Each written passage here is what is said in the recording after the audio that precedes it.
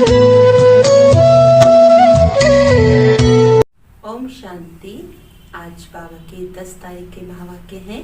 बाबा ने कहा, मीठे बच्चे, बाप आए हैं तुम्हारी बैटरी चार्ज करने। जितना तुम याद में रहेंगे उतना बैटरी चार्ज हो जाएगी। प्रश्न है, तुम्हारी सच की बेड़ी यानी तुम्हारी सच की नाव को तूफान क्यों लगते हैं?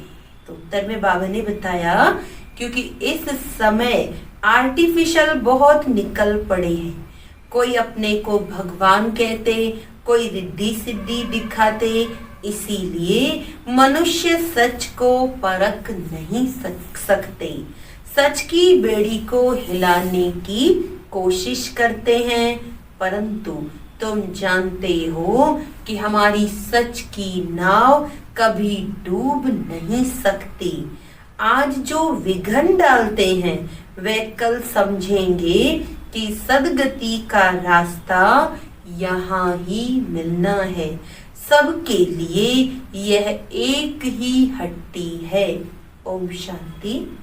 रूहानी बच्चों प्रति अथवा रूहों प्रति, क्योंकि रूह अथवा आत्मा सुनती है कानों द्वारा, धारणा आत्मा में होती है। बाप की आत्मा में भी ज्ञान भरा हुआ है। बच्चों को आत्माभिमानी बनना है इस जन्म में। भक्ति मार्ग के 63 जन्म द्वापर युग से तुम देह अभिमान में रहते हो। आत्मा क्या है ये पता नहीं रहता है। आत्मा है जरूर, आत्मा ही शरीर में प्रवेश करती है। दुख भी आत्मा को ही होता है। कहा भी जाता है, पतित आत्मा पावन आत्मा। पतित परमात्मा कभी नहीं सुना है। सर्व के अंदर परमात्मा अगर होता तो पतित परमात्मा हो जाए। तो मुख्य बात है आत्माभिमानी बनना। आत्मा कितनी छोटी है, उसमें कैसे पाठ भरा हुआ है, ये किसी को भी पता नहीं है। तुम तो नई बात सुनते हो। ये याद की यात्रा भी बाप ही सिखलाते हैं और कोई सिखला न सके। मेहनत भी है इसमें। घड़ी घड़ी अपने को आत्मा समझना है। जैसे देखो, ये इमरजेंसी लाइट आई है जो बैटरी पर चलती है। इसको फिर चार्ज करते हैं। बाप है सबसे बड़ी पावर। आत्माएं कितनी ढेर है, सबको उस पावर से भरना है। बाप है सर्वशक्तिमान। हम आत्माओं का उनसे योग नहीं होगा तो बैटरी चार्ज कैसे हो? सारा कल्प लगता है डिस्चार्ज होने में। अभी फिर बैटरी को चार्ज करना होता है।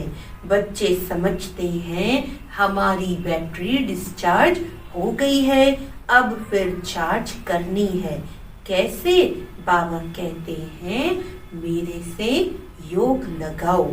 ये तो बहुत सहज समझने की बात है। बाप कहते हैं मेरे साथ बुद्धि योग लगाओ तो तुम्हारी आत्मा में पावर भरकर सतो प्रधान बन जाएगी। पढ़ाई तो है ही कमाई, याद से तुम पावन बनते हो। आयु बड़ी होती है, बैटरी चार्ज होती है। हर एक को देखना है कितना बाप को याद करते हैं। बाप को भूल जाने से ही बैटरी डिस्चार्ज होती है।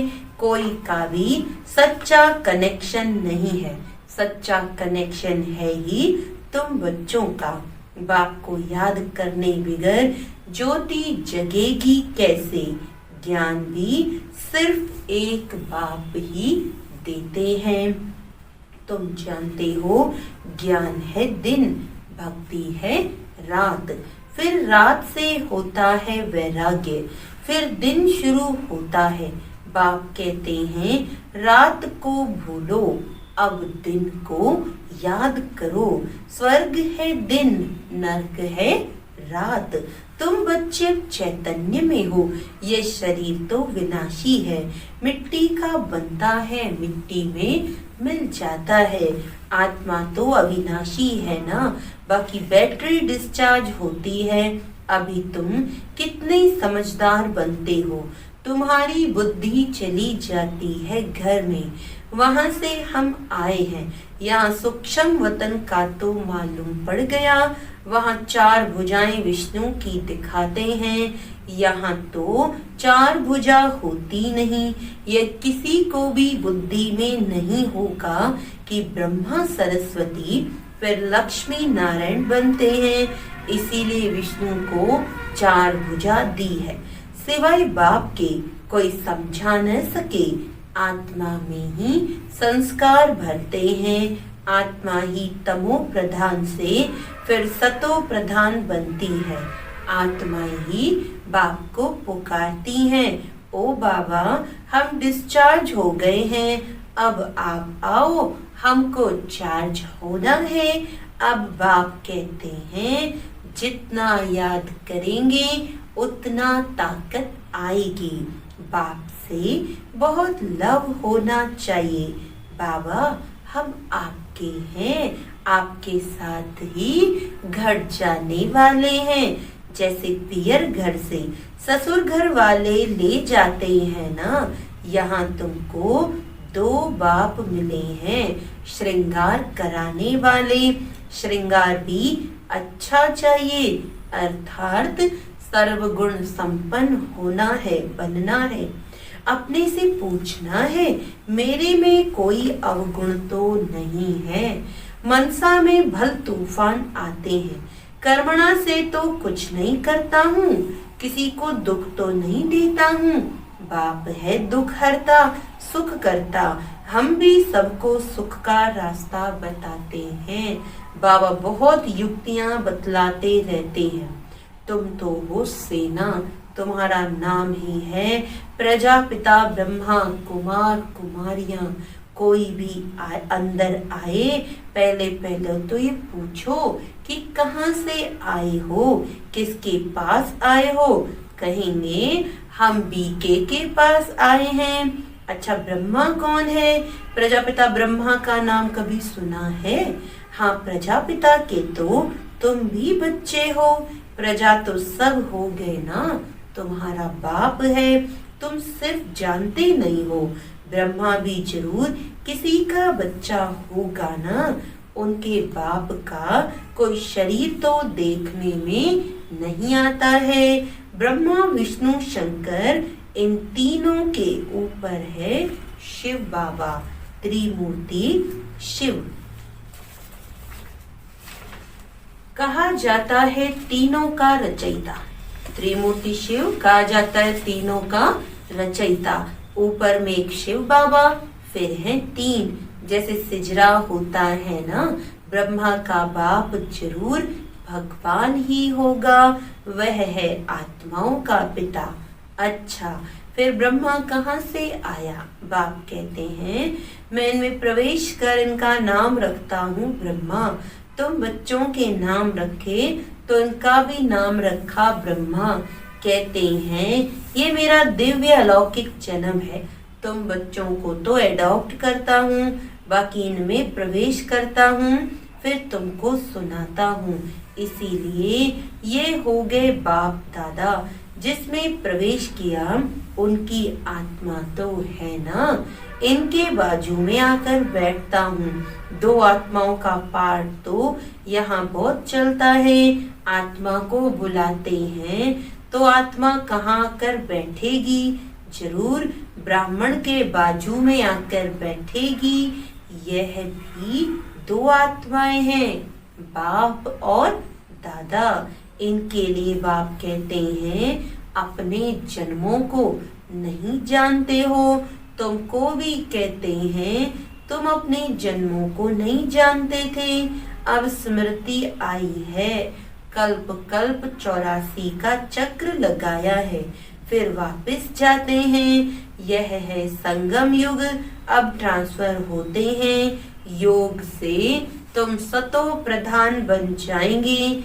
बैटरी चार्ज हो जाएगी, फिर सतयुग में आ जाएंगे। बुद्धि में सारा चक्र फिरता रहता है, डिटेल में तो नहीं जा सकेंगे। झाड़ की भी आयु होती है, फिर सूख जाता है।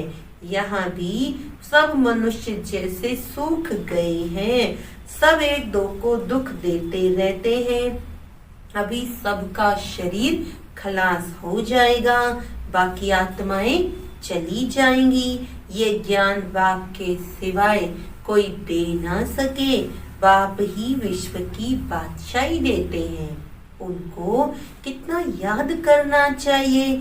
याद में न रहने से माया का थप्पड़ लग जाता है। सबसे कड़ा थप्पड़ है विकार का।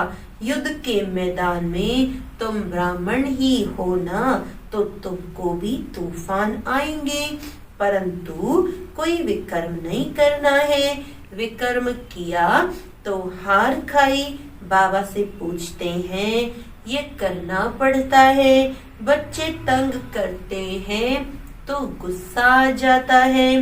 बच्चों को अच्छी रीति संभालेंगे नहीं तो खराब हो जाएंगे। कोशिश करके थप्पड़ नहीं लगाओ।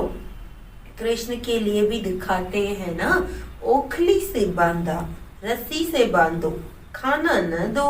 रो रो कर आखिर कहेंगे अच्छा अब नहीं करेंगे। बच्चा है फिर भी करेगा, शिक्षा देनी है।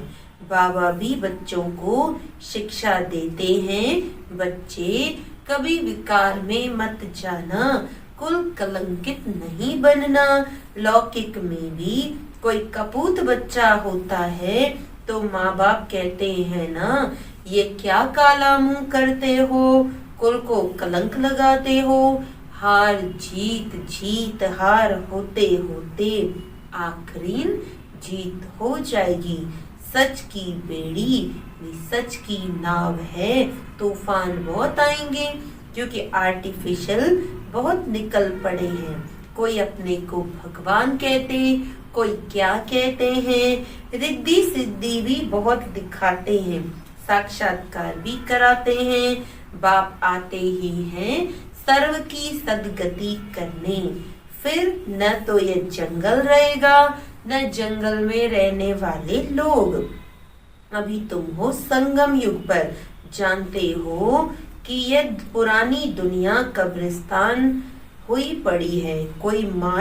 कोई मरने वाले से दिल थोड़ी लगाते हैं। ये दुनिया तो गई की गई, विनाश हुआ की हुआ। बाप आते ही तब है जब नई दुनिया पुरानी होती है। बाप को अच्छी रीति याद करेंगे तो बैटरी चार्ज होगी। भलवाणी तो बहुत अच्छी अच्छी चलाते हैं, परंतु याद का जौहर नहीं तो वह ताकत नहीं रहती है। जौहरदार तलवार नहीं। बाप कहते हैं यह कोई नई बात नहीं है। 5000 वर्ष पहले भी आए थे। बाप पूछते हैं आगे कब मिले हो, तो कहते हैं कल्प पहले मिले थे। कोई फिर कह देते ड्रामा आपे ही पुरुषार्थ कराएगा। अच्छा, अब ड्रामा पुरुषार्थ करा रहा है ना, तो करो। एक जगह बैठ तो नहीं जाना है। जिन्होंने कल्प पहले पुरुषार्थ किया है वह करेंगे। अभी तक जो आए नहीं हैं वे आने हैं। जो चलते चलते भाग गए, शादी आदि जाकर की, उनका भी ड्रामा में पार्ट होगा, तो आकर फिर पुरुषार्थ करेंगे। जाएंगे कहाँ? बाप के पास ही सबको पूंछ लटकाना पड़ेगा। जो बाबा के बच्चे संशय बुद्धि होकर बाबा को छोड़कर चले गए, तो बाबा कह रहे भटक कर दुनिया के धक्के खाकर वापस आना तो उनको यहाँ ही है। तो बाबा कहते बाप के पास ही सबको पूंछ लटकाना पड़ेगा। लिखा हुआ है भीष्म पितामह आदि भी अंत में आते हैं। अभी तो कितना घमंड है, फिर वह घमंड उन्हों का पूरा हो जाएगा। तुम भी हर 5000 वर्ष के बाद पाठ बचाते हो, राजाई लेते हो, गंवाते हो। दिन प्रतिदिन सेंटर्स बढ़ते जाते हैं। भारतवासी जो खास देवी देवताओं के पुजारी हैं उनको समझाना है। सतयुग में देवी देवता धर्म था तो उनकी पूजा करते हैं। क्रिश्चियन लोग क्राइस्ट की महिमा करते, हमारी सनातन देवी देवता धर्म की महिमा करते हैं। वे किसने स्थापन किया? वो लोग समझते हैं कृष्ण ने स्थापन किया, तब उनकी पूजा करते रहते। तुम्हारे में भी नंबरवार है। कोई कितनी मेहनत करते हैं, कोई कितनी दिखाते हैं ना। गोवर्धन पर्वत को उंगली पर उठा लिया। अभी ये पुरानी दुनिया है, सब चीजों से ताकत निकल गई है। सोने की खानियों से नहीं, सोना भी खानियों से नहीं निकलता है। स्वर्ग में तो सोने के महल बनते हैं। अभी तो गवर्नमेंट तंग हो जाती है क्योंकि कर्जा देना पड़ता है। वहां तो अथाह धन है। दीवारों में भी हीरे जवाहरात लगे रहते हैं। हीरों की जड़त का शौक रहता है। वहां धन की कमी है नहीं, कारून का खजाना रहता है। अल्लाह अवलदीन का एक खेल दिखाते हैं। ठगा करने से महल निकल आते हैं। यहाँ भी दिव्य दृष्टि मिलने से स्वर्ग में चले जाते हैं। वहाँ प्रिंस प्रिंसेस के पास मुरली आदि सब चीजें हीरों की रहती हैं। या तो कोई ऐसी चीज पहनकर बैठे तो लूट कर ले जाएंगे, छुरा मार कर भी ले जाएंगे। वहाँ ये बातें होती नहीं। ये दुनिया ही बड़ी पुरानी गंदी है। इन लक्ष्मी नारायण की दुनिया तो वाह वाह थी। हीरे जवाहरातों के महल थे। अकेले तो नहीं होंगे ना, उसको कहा जाता था स्वर्ग। तुम जानते हो बरोबर हम स्वर्ग के मालिक थे। हमने ये सोमनाथ का मंदिर बनाया था। ये समझते हैं हम क्या थे। फिर भक्ति मार्ग में कैसे मंदिर बनाकर पूजा की। आत्मा को अपने 84 जन्मों का ज्ञान है। कितने हीरे जवाहरात थे, वह सब कहाँ गए? आहिस्ते आहिस्ते सब खलास होते गए। मुसलमान आए, इतना तो लूट कर ले गए जो कब्रों में जाकर हीरे लगाए, ताजमहल आदि बनाया। फिर ब्रिटिश गवर्नमेंट वहां से खोद कर ले गई। अभी तो कुछ भी नहीं है। भारत बेघर है, कर्जा ही कर्जा लेते रहते हैं। अनाज चीनी आदि कुछ भी नहीं मिलता। अब विश्व को बदलना है, परंतु उनसे पहले आत्मा की बैटरी को सतो प्रधान बनाने के लिए चार्ज करना है। बाप को याद जरूर करना है। बुद्धि का योग बाप के साथ हो, उनसे ही तो वर्षा मिलता है। माया की इसमें ही लड़ाई होती है। आगे इन बातों को तुम थोड़ी समझते थे। जैसे दूसरे वैसे तुम थे। तुम अभी हो संगम युगी, वह सब है कलयुगी। मनुष्य कहेंगे इन्हों को तो जो आता है सो कहते रहते हैं, लेकिन समझाने की युक्तियां भी होती है ना। धीरे धीरे तुम्हारी वृद्धि होती जाएगी। अभी बाबा बड़ी यूनिवर्सिटी खोल रहे हैं, इसमें समझाने के लिए चित्र तो चाहिए ना।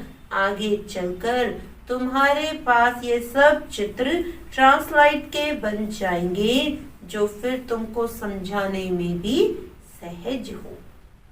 तुम जानते हो हम अपनी बादशाही फिर से स्थापन कर रहे हैं। बाप की याद और ज्ञान से। माया बीच में बहुत धोखा देती है। बाप कहते हैं धोखे से बचते रहो।